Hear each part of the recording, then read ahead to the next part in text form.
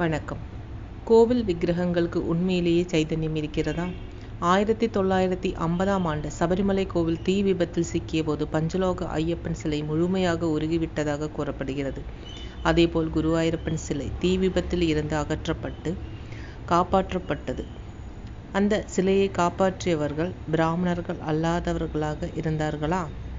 அப்படி ஆனால் தட்சிணேஸ்வரர் கோவிலில் குருபாபாவின் சிலை பிரதிஷ்டை செய்யப்பட்டதன் நோக்கம் என்ன?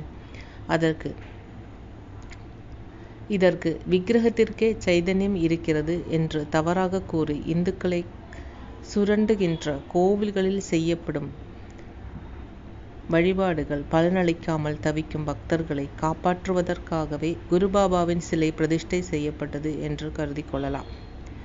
எதிரிதோஷ நிவாரணத்திற்கு புகழ்பெற்ற சோட்டானிக்கரை பகவதி கோவிலில் 38 ஆண்டுகள் அனைத்து வெள்ளிக்கிழமைகளிலும் வழிபாடு செய்தும் பலவேறு பரிகாரங்களிலும் லட்சக்கணக்கான ரூபாய் செலவு செய்தும் 38 ஆண்டுகளாக துன்பப்பட்டதாக கூறப்படும் எதிரி தோஷத்திலிருந்து விடுபட்டு நிம்மதியாக உறங்க முடிந்தது ஒரு வரலாற்று.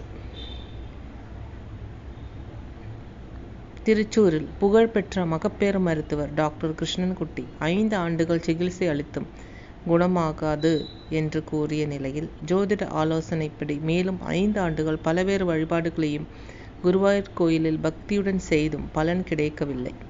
பின்னர் தட்சிணேஸ்வரர் கோவிலில் உள்ள குருபாபா விக்கிரகத்தை பிரதட்சணம் செய்து வழிபட்டதன் பின்னர் சுஹர்ஷாவுக்கு இரட்டை குழந்தைகள் பிறந்ததாகவும் கூறப்படுகிறது. இது 2 பக்தர்களின் அனுபவம். நீங்கள்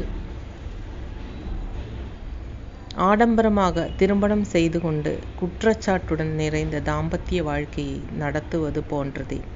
தன் அதர்மமான செயல்களை விட்டுவிடாமல் கோவில் வழிபாடுகள் மூலம் எல்லாம் சரியாகிவிடும் என்று நினைப்பதும் ஆகும்.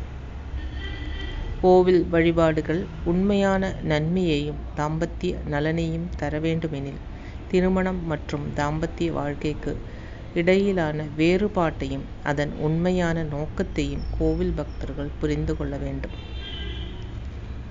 நன்றி.